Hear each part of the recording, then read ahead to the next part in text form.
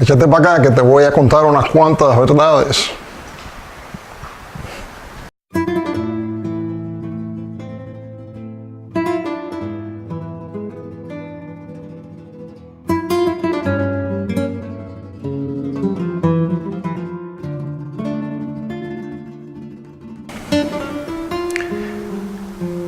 De la conquista, el descubrimiento y la conquista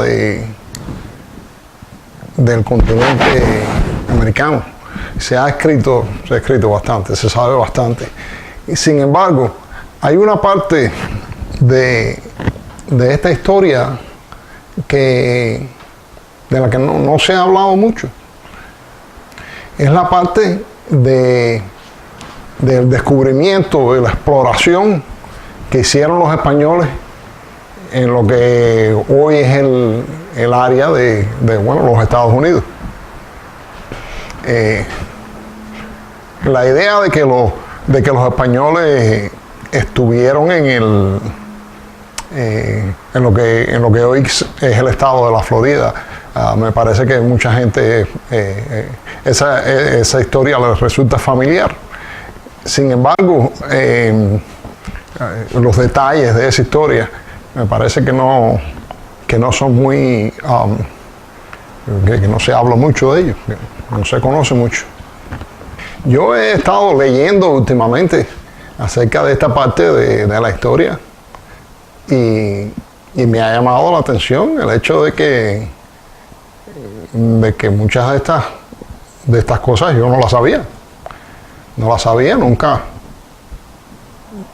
me las dijeron en la escuela, nunca se habló de eso, a no ser, por arriba, como se dice, sin entrar en muchos detalles. Hay nombres de estos exploradores españoles, como Ponce de León o Hernando de Soto. Quizás son nombres que suenen familiares a muchos. Sin embargo, cuando uno se pregunta, ¿y qué relación hubo, digamos, entre estas dos personas? ¿Se conocieron? ¿Trabajaron juntos? Esas cosas, te digo, que yo no las sabía. No creo que eso sea de mucho de conocimiento público en general.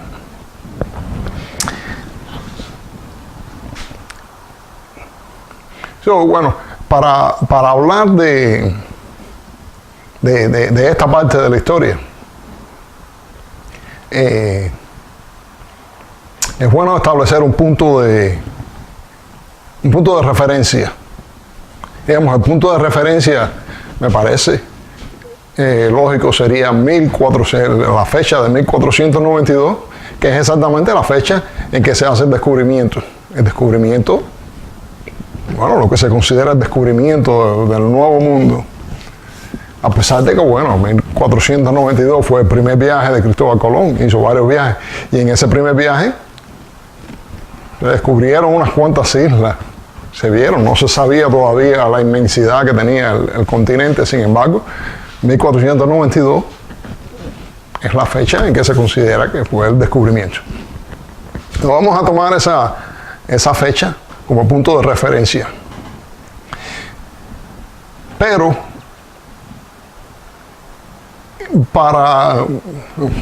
si nos ponemos a hablar de estos acontecimientos que sucedieron, hay que hablar de lo que sucedió antes, o sea, qué sucedía en Europa en esta época. Porque lo que sucedía allá tenía que ver con lo que sucedía en este lado del mundo. Para entender bien por qué pasaban las cosas que pasaban acá, había que entender lo que pasaba allá. Otras preguntas que uno se hace es, ¿y por qué Cristóbal Colón? ¿Por qué fue él? No pudo haber sido otro. ¿Y por qué no fue otro? ¿Y por qué 1492? ¿Por qué fue ese el año del descubrimiento? ¿Por qué no lo hicieron antes? O después, digamos. Todo este tipo de preguntas que tiene su explicación. Sin embargo, la explicación no es muy conocida.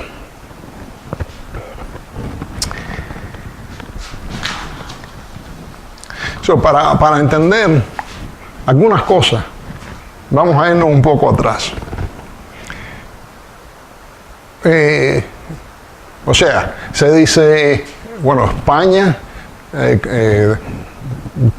descubrió la América, la conquistó. Si tú miras a un mapa contemporáneo de hoy en día,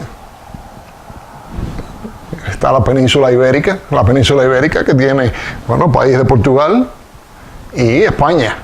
Pero digamos, en esta época, 1492, España no existía como existe hoy. En realidad eran dos reinos, el reino de Castilla y el reino de Aragón. Eran dos reinos diferentes con sus distintos reyes. Y además de eso, bueno, estaba Portugal, que también era otro reino que tenía su otro rey.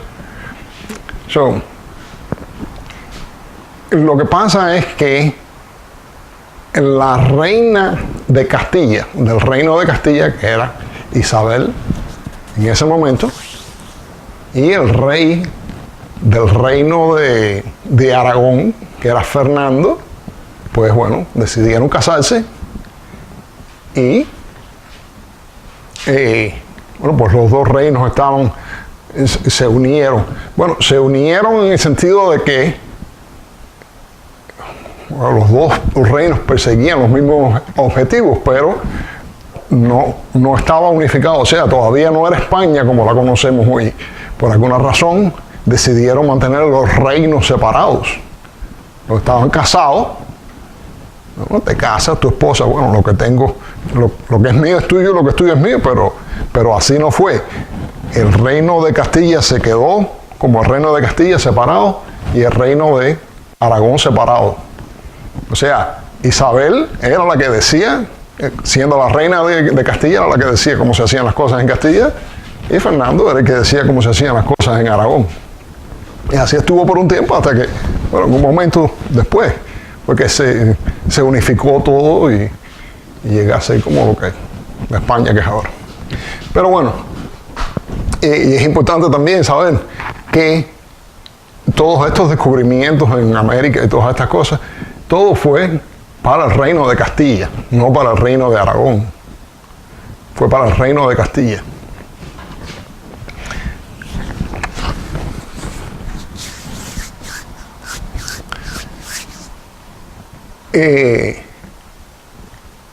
Antes de que se casara Isabel con Fernando, pasó algo interesante. Algo interesante que tiene que ver con el resto de la historia, por eso hay que decirlo. Hubo una guerra entre el reino de Portugal y el reino de Castilla. Y fue precisamente porque antes que Isabel fuera la reina, era su hermano mayor era el rey. Cuando el hermano mayor muere, entonces que Isabel le corresponde convertirse en reina. Pero ha pasado muchas veces en la historia de reinos, no solo de estos de España, que cuando llega el momento de transición a un nuevo rey o reina, hay problemas y se forman problemas y hay quien dice, no, a mí es el que me toca, no te toca a ti, y se forman guerras y conflictos. Bueno, precisamente eso fue lo que pasó cuando el hermano de Isabel murió, que era rey, a ella le tocaba, pero hubo gente que no estuvo de acuerdo y el reino de Portugal pues vio una oportunidad para crear problemas y por supuesto obtener beneficios de eso. Entonces hubo una guerra entonces entre Portugal y Castilla. De esa guerra, los historiadores coinciden, estuvieron en guerra unos cuantos años, y coinciden que al final, pues, era como un empate. No había un ganador evidente. esta parte había ganado algo y había perdido algo, y aquella parte también había ganado algo y perdido algo. Lo decidieron, bueno, vamos a ponerle fin a esta guerra, y cada parte tiene que hacer sus concesiones. Y generalmente, como se ve, es que el reino de Castilla ganó la parte del conflicto relacionada con tierra. Y Portugal pues ganó la parte del conflicto relacionada con mar, con navegación. Hay que notar que es en esta época, bueno, España y Portugal son las dos potencias que de navegación mundial, o sea, de exploración y de mayor técnicas de navegación. Entonces, cuando dicen, bueno, vamos a firmar un acuerdo de paz, y cada cual tiene que hacer sus concesiones, en partes del acuerdo, o sea, la navegación en lo que es el mar Mediterráneo, ya eso se conocía desde los griegos, después los romanos y todo. La navegación en el Mediterráneo, todo era conocido. No había rincón que no se hubiera explorado. En lo que España y Portugal estaban, era explorando las costas de África.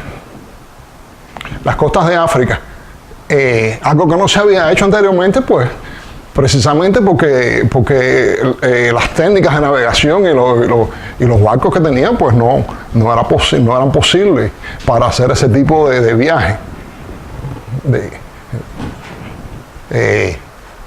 Estamos hablando de salir a explorar, a ver qué es lo que hay, porque ahora tú puedes tomar un mapa y tú ves que está África, pero en aquel momento no se sabía qué cosa era lo que había. Bueno, sí, parece que hay algo más para abajo, pero hay que salir a buscar y ver qué cosa es. Y las técnicas de navegación, pues, no existían como para tomar esas tareas. Pero se estaba adelantando hasta el punto de que ambos, los portugueses y el reino de Portugal y del reino de Castilla, habían estado explorando costas de África, digamos, hasta la parte de Guinea. De Guinea, que más bien es como el medio, la mitad de África. Y todo es, bueno, por las costas. Pues bueno, cuando se van a la guerra y después deciden, bueno, vamos a hacer un pacto. Y en ese pacto, Portugal le dice a España, bueno, tú tienes que renunciar. Estas son las condiciones de nosotros, que tú renuncies a seguir navegando en estas aguas. Esto de la exploración de África es para nosotros solo, para Portugal. En cambio, bueno, otras cosas que el reino de Castilla demandaba, pues. Y entonces ese fue el pacto que hicieron. Hay islas que quedan las afuera de las costas de África, por ejemplo las Islas Canarias. Las Islas Canarias no formaron parte de este acuerdo, o sea, las Islas Canarias pertenecían al reino de Castilla y así se quedaron. España, o sea, Castilla dijo, no, eso tiene que ser de nosotros. Portugal dijo, ok, se quedan con las Canarias, pero todo lo demás es de nosotros, o sea, las islas de Madeira, las islas de Cabo Verde, todas esas islas. Y ustedes pueden navegar solamente hasta las islas de Canarias, pero si navegan más al sur de Canarias, eso sería una violación del pacto que estamos haciendo. Dijeron, sí, vamos a respetar ese pacto. Ahora, estas exploraciones que estaban haciendo no era un viaje de recreo, vamos a recrearnos, vamos a navegar. No, en realidad estaban buscando una vía para llegar a a las Indias y a China y todos esos lugares. Resulta que como unos 200 años antes de todo esto, un viajero italiano, Marco Polo, imagino que es un nombre conocido. Marco Polo había ido, por supuesto, por tierra, porque no se sabía nada de navegación en esa época, 200 años antes de esta historia que estamos hablando. Y había ido y regresó después de muchos años, regresó a Europa. Y cuando regresó a Europa, hizo los cuentos de lo que había allá y lo que había visto y las riquezas que habían en esas tierras. Le llamaban, por ejemplo, lo que hoy Japón le llamaban Zipango y Katai, China, distintos nombres que no se usan hoy, pero bueno, Zipango y Katai. Y bueno, que hay muchas riquezas y es increíble lo que tienen esa gente. Y bueno, muchas cosas que en aquel momento no habían en Europa. Y por supuesto, pues a esa hora se crea una demanda en Europa por todas estas cosas del Oriente. Todos querían tener todas estas cosas del Oriente. Y el problema es que era difícil. Una vía por tierra, ir por tierra desde Europa hasta allá, hasta el fin del mundo por allá, y regresar con todo ese cargamento. Eso era muy caro. Cuando llegaba a Europa, y pues, puede que pudieras ir a un lugar y comprar esas cosas, pero era muy caro porque se encarecía todo. La idea era encontrar una vía de llegar allá donde no fuera tan caro, de manera de que, o sea, que no me costara tanto ir hasta allá y traerlo, de manera de que mi ganancia cuando vendiera todo eso en Europa, pues iba a ser una ganancia alta. Esa es la idea de las exploraciones de África, porque estaban buscando un paso, navegando por el agua hasta llegar. No sabían, o sea, como hoy que tú miras un mapa del continente africano y lo ves, no sabían, pero a quien se le ocurrió, bueno, quizás hay un paso, lo que hay que encontrarlo, o sea, darle la vuelta a África y llegar hasta la India, hasta el Oriente. Y bueno, cuando hacen este pacto entre Portugal y Castilla, pues ya Castilla se queda fuera del negocio. A pesar de que los portugueses no habían encontrado un paso todavía, pero ya sabían que si lo encontraban en algún momento, iba a ser solo para ellos. España no iba, o sea, Castilla, no iba a estar en este negocio.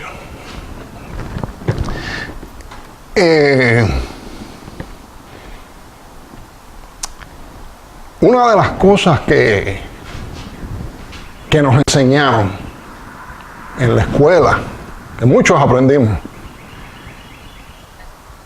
era la idea de que la gente de aquella época eran navegantes, pero tenían miedo a navegar, porque la tierra era plana. Y si la tierra era plana, quería decir que si navegabas suficientemente lejos, podrías llegar al borde del mundo, y ahí, bueno, pues te caías, y ya, bueno, te desaparecías o lo que sea. Eso no nos enseñaron. Que esta idea de que el mundo era plano, era la idea prevalente, y que había mucho miedo a este tipo de navegación. Por eso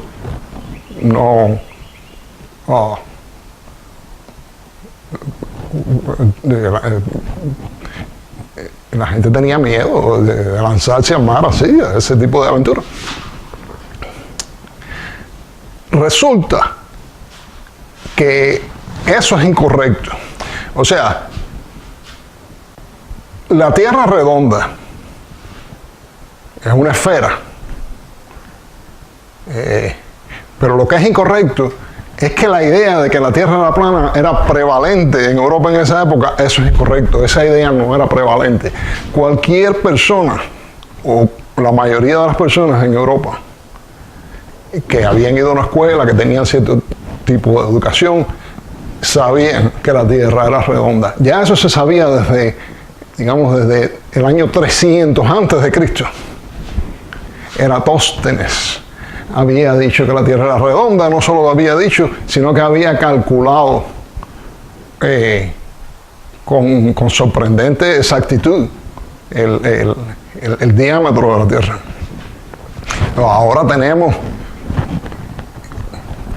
se mandan naves al espacio y desde arriba pues toman fotografías que se ve que la Tierra es esférica. Y a pesar de que todavía existe quien quiere decir que la Tierra es plana, pero bueno, hay pruebas contundentes. Sin embargo, no es necesario tener una fotografía de ese tipo para saber que la Tierra es redonda. Hay muchas evidencias, muchas otras evidencias que ya se sabían, te digo, desde hace muchos años, de que la Tierra era redonda. Esa idea de que la gente tenía miedo porque la Tierra, no, eso no era la idea prevalente en Europa en esa época. Hubo un escritor norteamericano de principios de los 1800, de los años 1800, un escritor que tuvo cierta fama, Washington Irving. Washington Irving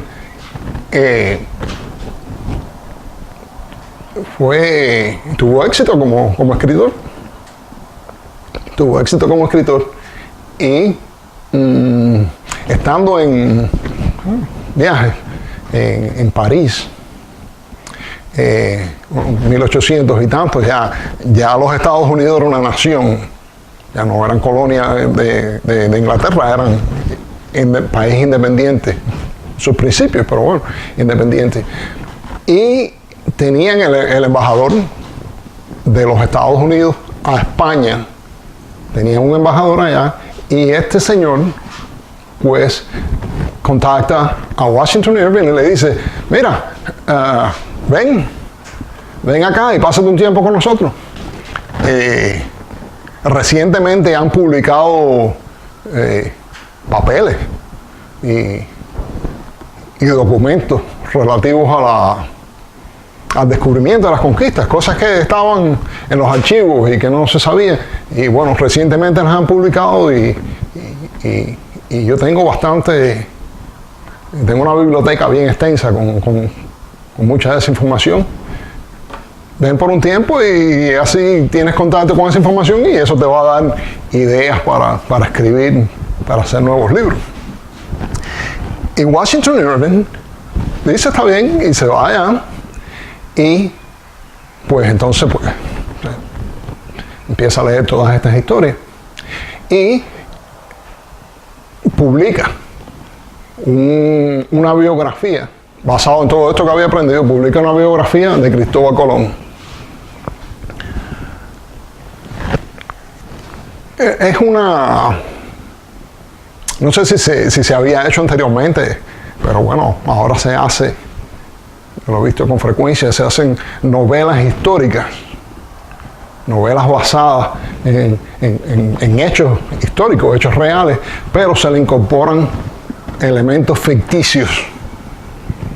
Y estos elementos ficticios no es para engañar a nadie, sino para un gancho, para hacerlo más atractivo al lector y que te compren más los libros. Y esta idea de que la Tierra era plana, pues él la incorpora en esta biografía de Cristóbal Colón. Y como era un escritor que ya tenía cierto éxito, cierta fama, le compraban los libros y se hizo popular.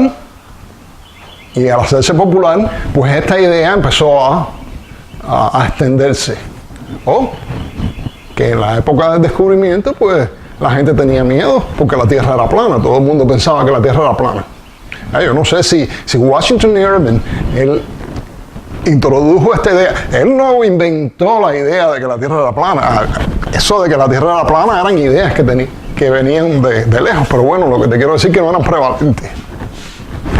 Él no inventó esta idea, él la incorporó en su libro, que no sé si la incorporó con malicia para crear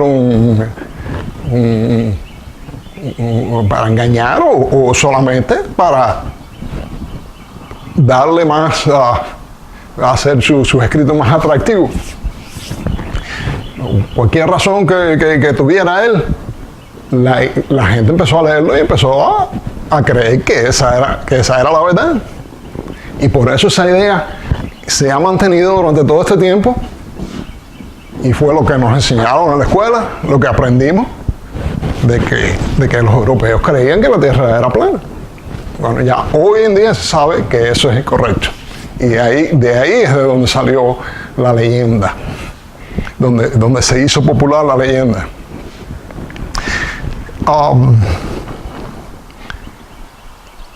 En el año, o sea, vamos a regresar ahora al tiempo de esto de 1400.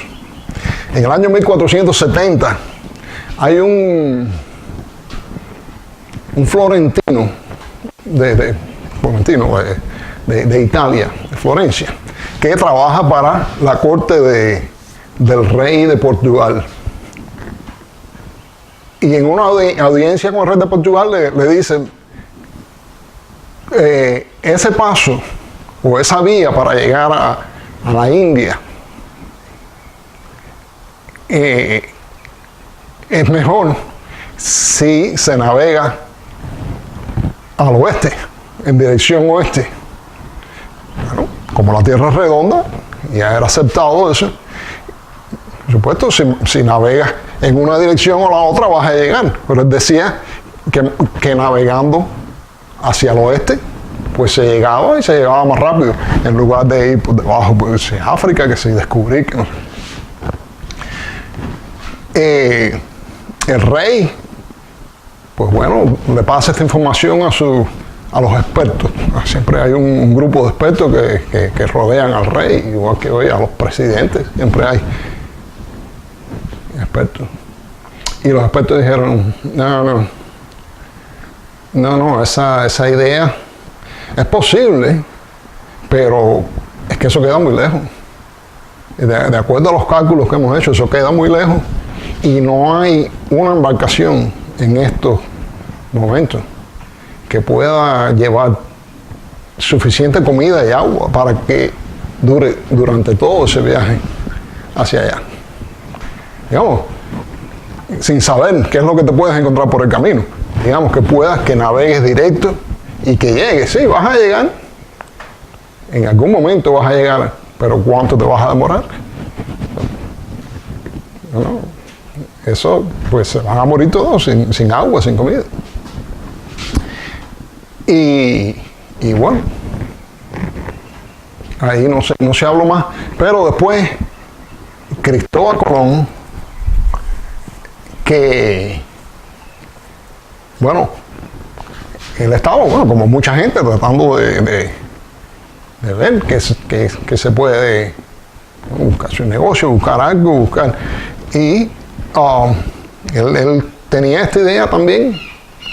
Era algo que se manejaba en Europa, encontrar una solución al problema de ir a las Indias, de llegar a las Indias en una vía que fuera segura, rápida y que se pudiera hacer.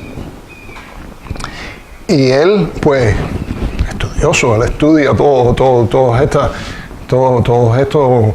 documentos y cosas antiguas y cálculos que se habían hecho y de distintas personas. Y años después, pues él retoma esta idea de Toscanelli. Toscanelli era como se llamaba el florentino. Retoma esta idea de Toscanelli y va y se la presenta al rey de Portugal, otra vez. bueno, con nuevos cálculos, con nuevas... Uno tiene que hacer un servicio y una presentación y tienes que convencer a las personas. Pero igualmente el rey lo mandó a los expertos y los expertos dijeron, Cristóbal Colón decía que la distancia, que de acuerdo a sus cálculos, la distancia desde ahí, desde Europa, hasta Zipango, Zipango que es Japón, es lo que es Japón hoy en día, que la distancia eran 2.400 millas. Hoy sabemos que la distancia real son 20.000 millas, es decir, que la distancia eran 2.400 millas. Nadie sabía cuál era la distancia real, pero los expertos dijeron, no, yo no sé cuál es, pero 2.400 millas no es, eso es muy poco, es muy poco. Y no, bueno, pues rechazaron esa propuesta. Él siguió, Cristóbal Colón, déjame hacer más cálculos, revisar y trabajar más en eso. Y regresa, creo que fue ya en el año 1488, regresa y le hace la misma propuesta al rey de Portugal, pero ya había un navegante portugués que había llegado al Cabo de Buena Esperanza, que eso ya es al final de África, y ya el rey sabía que ya tenían ese logro, y sabiendo esto y sabiendo que ya estaban casi ya, que habían hecho lo más difícil, le dijo a Colón, no estoy interesado, lo que estaba diciendo Colón es, sí, digamos, sí, yo creo que la Tierra es redonda también, pero aunque yo crea eso, no sé, eso porque el problema era que el rey era el que tenía que poner el dinero para esta expedición. No, eso es de mandarse por ahí, yo no sé, nadie sabe lo que hay para allá. Bueno, teóricamente vas a llegar a algún lugar, pero y si no llegas y se pierde todo esto, no. Y ya él sabiendo que habían casi que habían llegado al borde de África. No estoy interesado en esto. Y entonces, bueno, pues ahí Cristóbal Colón empieza a hacer presentaciones, manda a su hermano, él tiene un hermano, Bartolomeo Colón, y lo manda a Inglaterra, al reino de Inglaterra también, a que haga lo mismo, y a otros reinos de Europa, pidiendo audiencias con los reyes y haciendo la presentación, pero nadie caía. Y entonces, bueno, él va a la reina de Castilla y le hace la presentación también, es lo mismo. Lo hacía lo mismo, los reyes pues mandaban la propuesta a sus expertos, a que los expertos dijeran. Los expertos siempre decían lo mismo, que eso no es viable, eso no es viable. Y la reina lo que hace es que dice, la única manera que nosotros tenemos si llegáramos alguna vez a las Indias, la única manera es yendo para el oeste. Porque con el acuerdo que habían firmado con Portugal, pues no podían ir al sur, no podían navegar al sur de las Canarias, tenías que ir al oeste. Y aunque no estaba convencida, pues le dice, déjame mantener a este hombre cerca. Digamos, y más adelante, a ver qué es lo que parece. Porque, bueno, me parezca que no funciona ese plan, pero si no tenemos otra opción, pues eso es lo que vamos a tener que hacer. Y entonces, pues, le otorgan una pensión anual, solo para mantenerlo contento y que estuviera cerca y que no se fuera a hablar con otra gente, que quizás otra gente sí aceptara su idea. Y bueno, efectivamente, hasta el año 1492, la reina pues decide, ok, vamos a hacer ese viaje. A ver si da algún resultado. Otras cosas que habían, que estaba pasando en la península ibérica también en ese momento, es que el reino de Castilla estaba tratando de expulsar a lo que le llaman los moros. Esta invasión de los moros que había desde hacía muchos años. Y lo que se llama la reconquista, tratando de reconquistar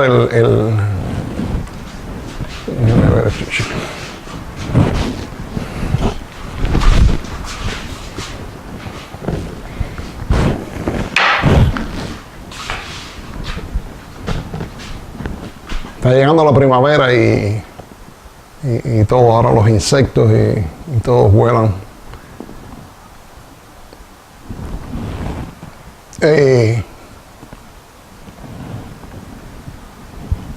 Estaban tratando de expulsar ya en la etapa final de la reconquista, ya los moros casi estaban, el último reducto era en Granada, y bueno, pues es en este año 1492 que finalmente pues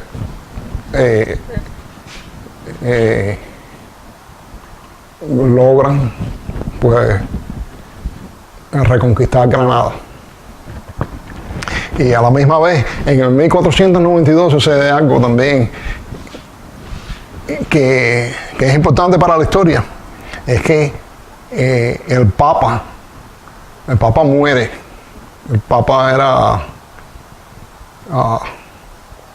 no me acuerdo cuál era el nombre del Papa, pero murió. Cuando muere el Papa, pues por supuesto hay que buscar otro Papa.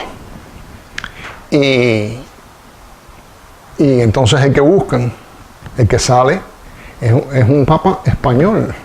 Esto siempre ayuda al reino de Castilla. Rodrigo Borgia, sí, los famosos Borgias, es el Papa Alejandro VI, ¿se conoce?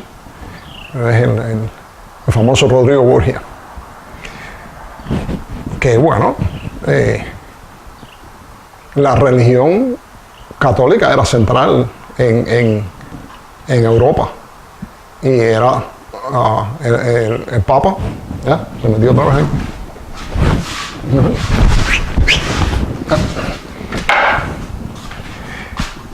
Y el Papa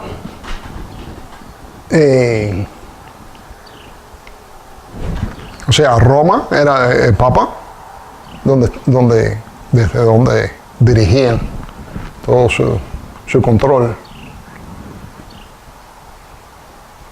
Y siendo entonces el Papa español, pues siempre era bueno tener a alguien de tu misma región. Y qué bueno que después resultó, sí, beneficioso en cuanto al tratado, cuando hubo que trazar una línea y decir, bueno, de aquí para acá es de Portugal y de aquí para allá es de España, y siempre favoreció más a España que a Portugal. Pero bueno, eso fueron las cosas que pasaban en el año 1492. Entonces, finalmente la reina accede a esta expedición de Cristóbal Colón. Nada del otro mundo, ¿no? 3 barquitos pequeños, es lo más que iban a pagar ellos. Y entonces Cristóbal Colón le dice, sí, pero yo estoy arriesgando mi pellejo aquí, no se sabe lo que va a pasar ahí, quizás yo me muera por el camino y con todos los demás. Vamos a hacer un contrato aquí. Si yo tengo éxito en esta aventura, ¿qué es lo que voy a recibir? Y esto es lo que estipularon en el contrato. Si en un año, si él tenía éxito en un año de ir hasta allá y regresar. Le iban a asignar el rango de almirante de la mar Océana. O sea, ese rango no existía. Y supuestamente iba a ser el mayor rango de todos los navegantes de todo el reino y todo. No. Almirante de la mar Océana. Él dijo que él quería ser virrey y gobernador de todas las nuevas tierras, de todo lo que se encontrara, todo lo que se encontraran y clamaran para España. Llegaban a un lugar y decían, esto es tierra de España ahora, o sea, de Castilla. Y él, como descubridor, como el que llegaba a esas tierras, él iba a ser el virrey o gobernador. O sea, no es que a esa hora los reyes iban a decir, no, sí, está bien, gracias por descubrir esto y ahora vamos a mandar a alguien. No, él era el que iba a hacer eso.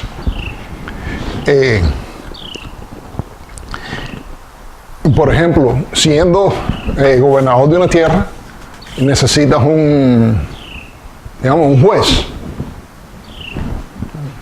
Ya estás colonizando todo eso y hay unas personas y necesitas un juez o necesitas, alguien en cargo de esto, de lo otro.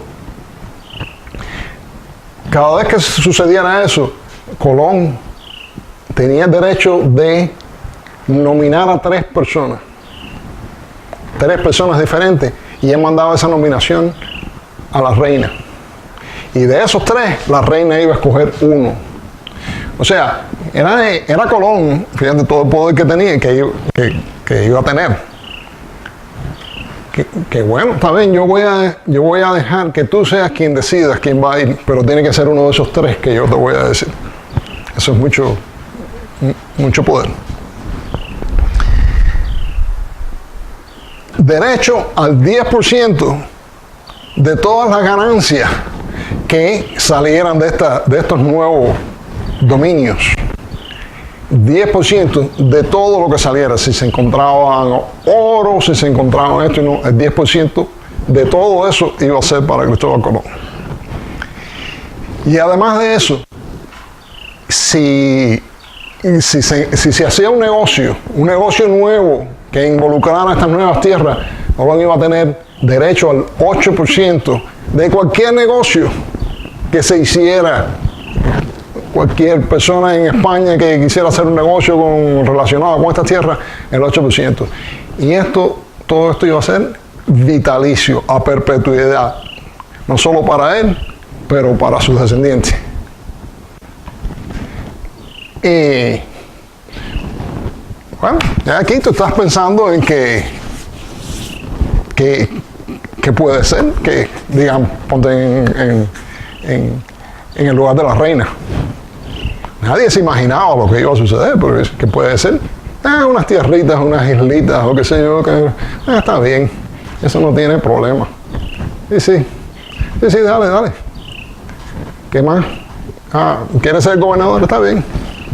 Nadie se imaginaba que era un continente nuevo y una cantidad de riquezas y la cantidad de todo. Pero bueno, y eso es lo que se llaman las capitulaciones de Santa Fe. Las capitulaciones de Santa Fe es precisamente el contrato que hace Cristóbal Colón con la reina. ¿Ok? Ese es tu contrato. La reina pues va a financiar la expedición, como te digo, nada del otro mundo, 3 barquitos pequeños, búscatelo por ahí. Había eso es lo que sabemos, la Pinta, la Niña y la Santa María, los 3 barcos que salen. ¿En qué va? La Santa María, el más grande, era donde iba a ir Cristóbal Colón, y la Pinta y la Niña, había unos hermanos que se llamaban Pinzón, cada uno iba a ser el capitán de los otros 2 barcos.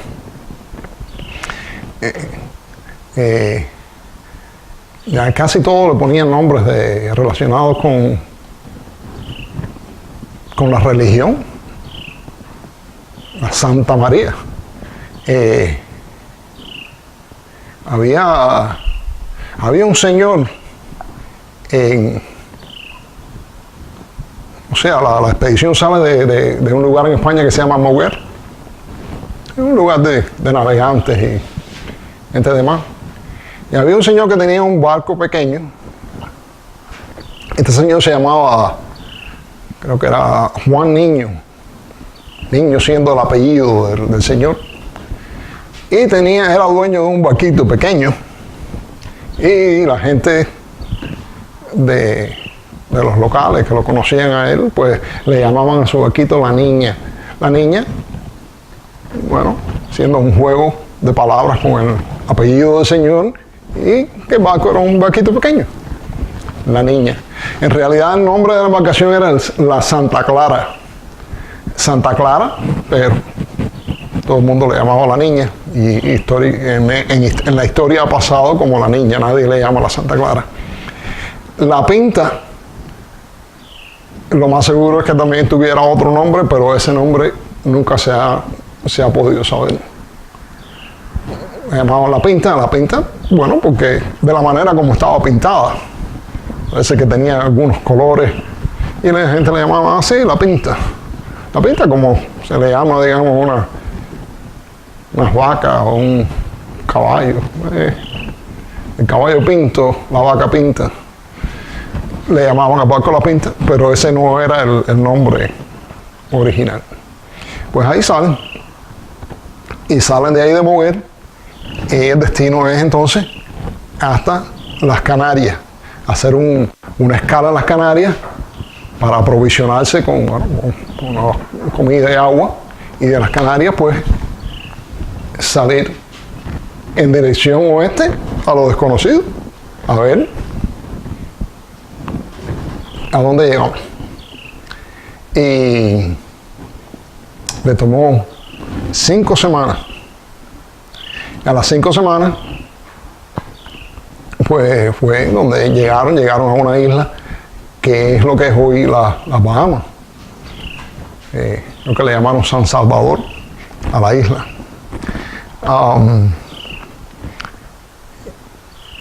Y esta es otra de las cosas que aprendimos. Que fue el marinero Rodrigo de Triana quien fue el primero que avistó tierra. Fue el que dio el grito de tierra. Y ese fue, bueno, pues.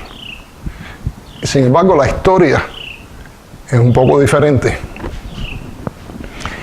Dice que la reina había dicho que el primero que aviste tierra, pues ese se le va a dar una pensión de por vida.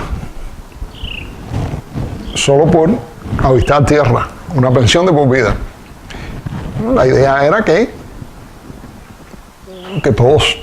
todos los que iban en esa expedición pues se mantuvieran alerta, tratando de encontrar tierra. Y de acuerdo, bueno, a los documentos, se sabe que el descubrimiento fue a las 2 antemeridiano, medio de la noche. Había luz de luna, y bueno, por el contraste, aunque era de noche, pero fue que él divisó, dijo, esa es la tierra, hay tierra ahí. Entonces, Rodrigo de Triana iba en la segunda embarcación, o sea, en la Pinta.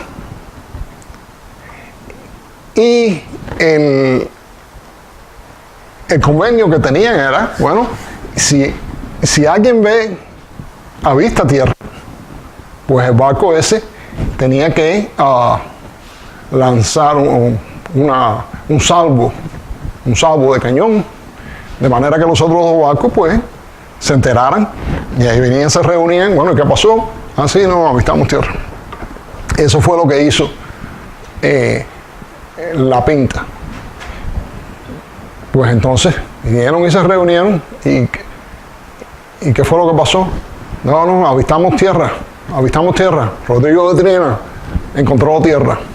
Y Cristóbal Colón dijo, No, no, no. Espera, espera.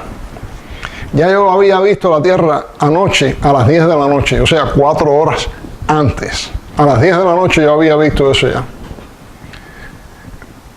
Pero bueno, ¿y cómo no avisó? Dice, no, no. Tengo testigos. Tengo testigos. ¿Por qué? Yo vi una luz, como una vela, allá en la distancia, y llamé a mi segundo y al tercero. Varias gente llamó a él y le dijo, mira a ver si tú ves lo mismo que veo yo. Es como una luz, pero no estaban seguros. No estaban seguros. Pensaron que podía haber sido otra cosa. O sea, no había seguridad. Y decidieron, bueno, no vamos a alarmar, porque puede que no sea tierra. Pero bueno. Pero cuando entonces ya se reúnen, ya era evidente que sí, que era tierra. Entonces fue que él dijo, no, yo lo había visto anoche, anteriormente, a las 10 de la noche. De manera que me corresponde a mí los honores de haber sido el primero que ha visto tierra. Y sí, hay pruebas. Mira, yo llamé a esa gente y está escrito aquí en la bitácora y todo. Y dijeron, sí, es verdad, nos llamó y lo miramos y vimos la luz y todo, pero no estábamos seguros, por eso que no hicimos nada. Y esa es la historia. Si fue verdad o mentira, o sea, si Cristóbal Colón dijo mentira, si se pusieron de acuerdo para darle, ¿cómo se dice?, para darle un tumbe a Rodrigo de Triana, no se sabe. Pero sí, la realidad es esa, que Rodrigo de Triana no se le dio la pensión, el crédito por haber visto tierra. Después de eso, bueno, dice que cuando regresaron después a España, pues Rodrigo de Triana pues se fue como una expedición a África o algo así, y por allá dice que se convirtió a la religión islámica. Se convirtió en la religión islámica y después más nunca se supo de él. Sin embargo, recientemente, unos años, unos cuantos años, la NASA, que es la agencia de espacial acá en los Estados Unidos, puso en órbita un satélite que la función del satélite es monitorear las tormentas solares. A veces que hay tormentas solares, que eso afecta las comunicaciones acá en la Tierra y otros equipos. Y bueno, monitoreando eso, pues se puede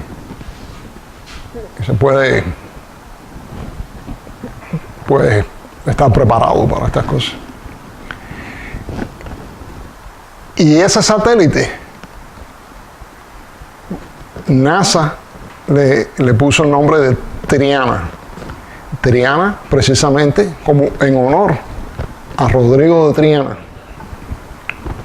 Por la idea de que, bueno, se cometió una injusticia en aquel momento. Hay quien piensa que fue una injusticia, hay quien piensa que no, que Cristóbal Colón, pero bueno. Y ese es el satélite Triana. Y esto es todo lo que se sabe de este señor hasta ahora. Bueno, pues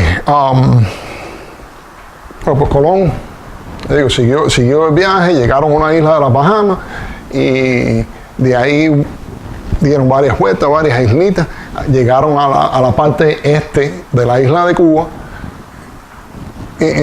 hicieron algunas inspecciones, un poco más al norte, más al sur, no mucho, mirando, y de ahí salieron y llegaron a Santo Domingo.